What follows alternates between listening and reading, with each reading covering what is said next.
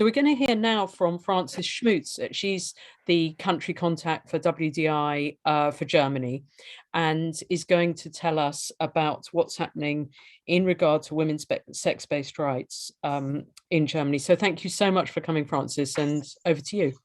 So with the merging of self-ID in Germany, the topic transgenderism is finding more and more space in the media and the general population.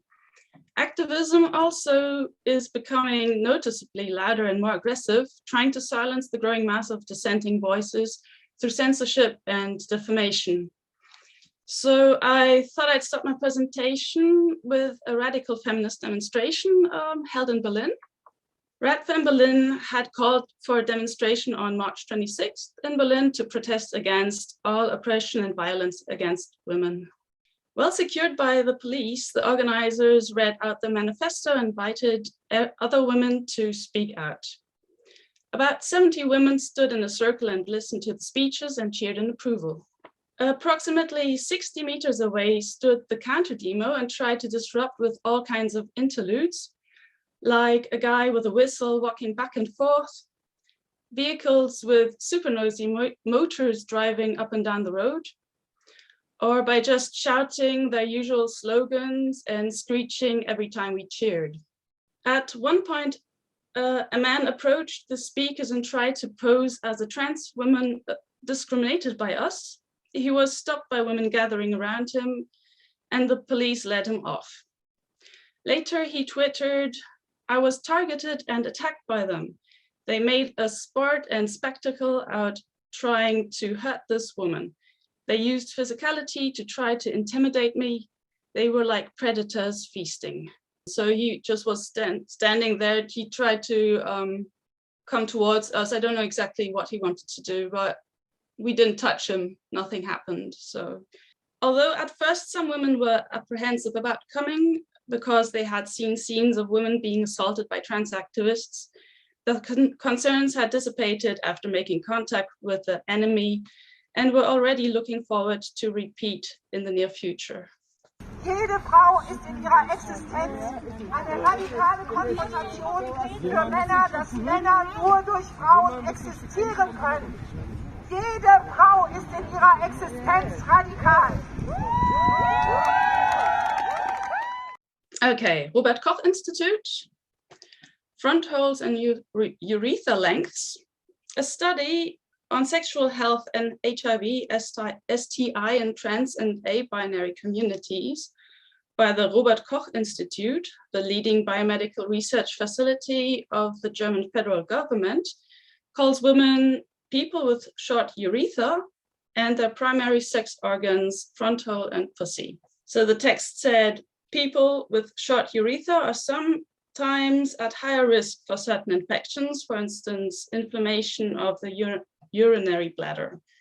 A short urethra is present in people with, for instance, fronthole, vagina, pussy, etc.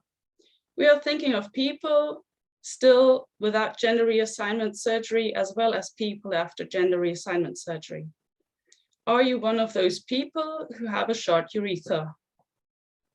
So on the next day on Twitter, a lively discussion took place under the hashtag Uretha, calling the RKI a pseudo-scientific political activist using misogynistic language, while trans activists got upset over the fact that TERFs and cisses clicked through the questionnaire that wasn't meant for them and were now deliberately sabotaging the results of the study.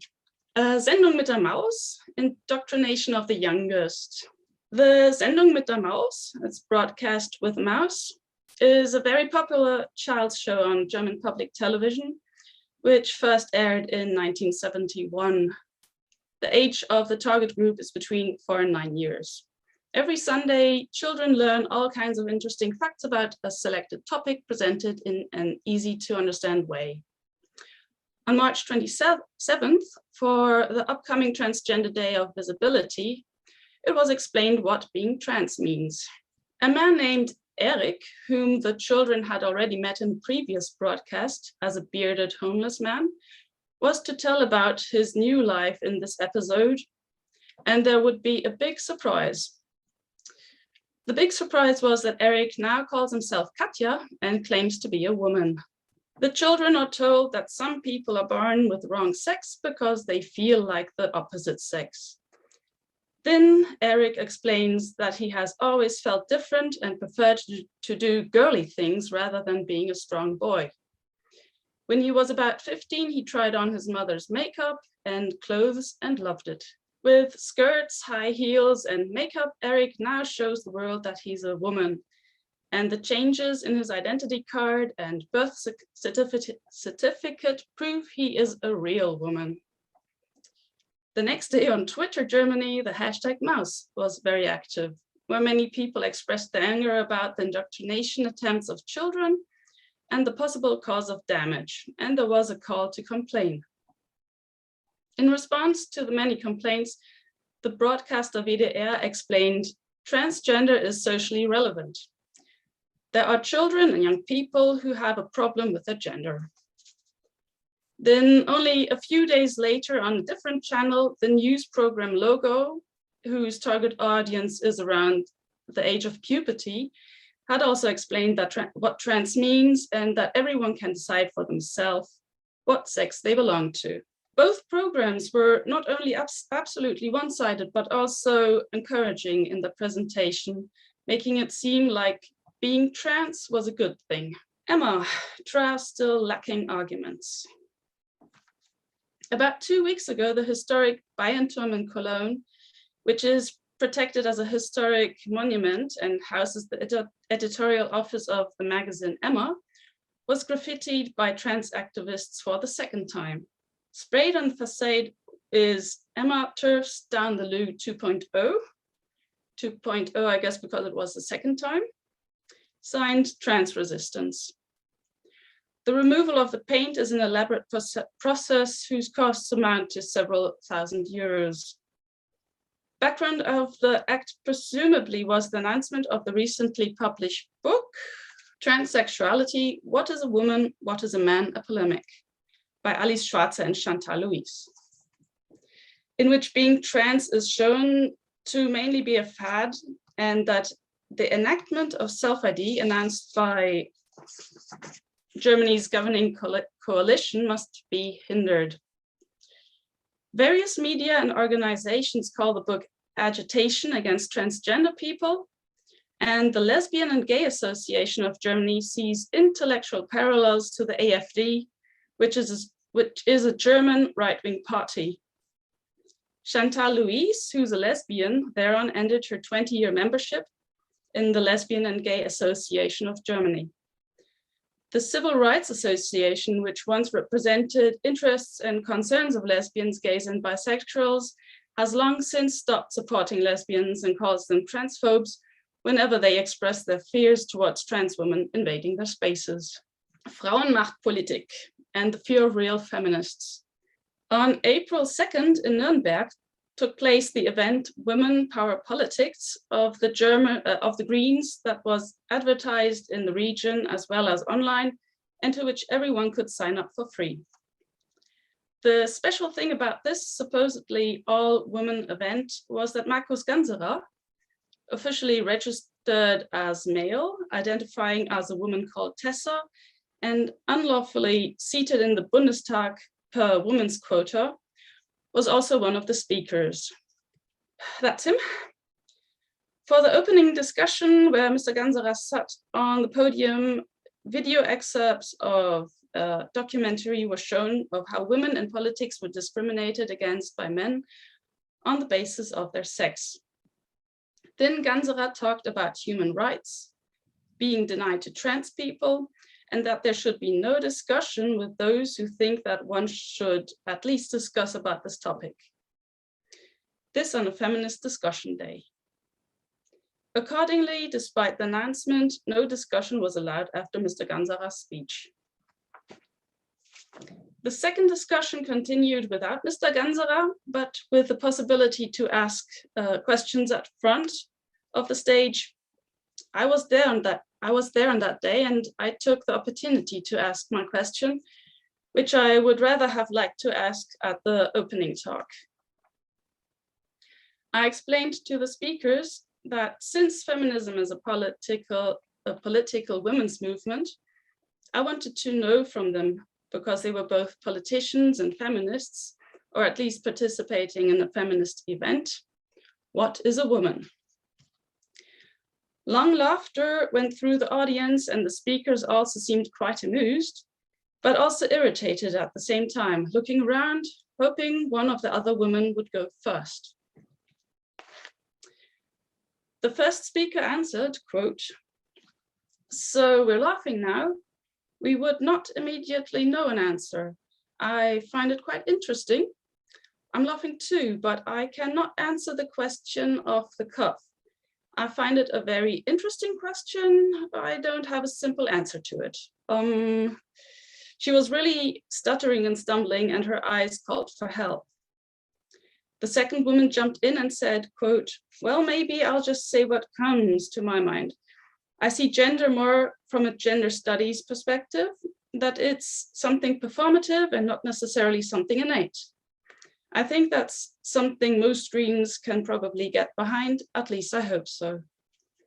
That is, we learn every day what it means to be a woman by how we present ourselves, how we dress, how we speak, how we appear. We show again and again how that we are women, and get it reflected by society, in which pigeonhole we are sorted.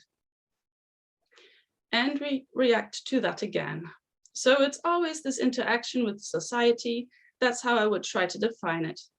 However, it's a very difficult question to answer, which probably every person answers for themselves. And the question is whether you want to clearly define yourself. Not everyone wants to clearly define themselves, although society always wants that. Exactly. That would be my spontaneous answer. Then the third woman added, "Yes, I can only join.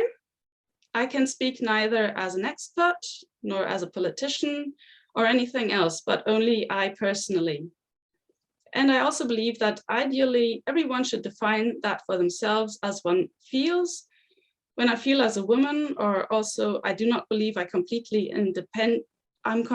independent of what the society perhaps also defines. I think it's very, very hard to free oneself of this, but I think it's great that the question is asked, and I have no better answer to it."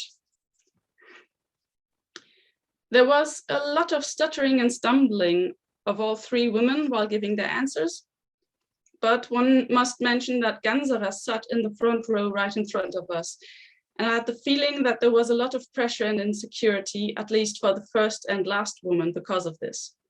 But even the women who studied gender studies seemed to have a hard time. Though they were so amused by the question, it was obvious and saddening how insecure they were, not being able to, or being too afraid of defining their own sex while being observed by a male identifying as a woman. Then the one who answered last asked back why I was interested in this question. I tried to explain that if feminists aren't able to define what a woman is, but that men define themselves as women, feminism destroys itself. A moaning went through the audience while shaking their heads in disagreement. The woman who studied gender studies said it was a misconstrued interpretation of feminism to put biological born females on one level, but that all people, no matter who, should treat each other equally, followed by a vigorous applause. Then I was asked to let the next speaker step up to the microphone. I gladly did so. The next speaker explained that she was glad to see this kind of event for women existed, but was now very, very nervous to speak after the previous speaker, me, but that it was very important to her to make a statement with regard to the question, what is a woman?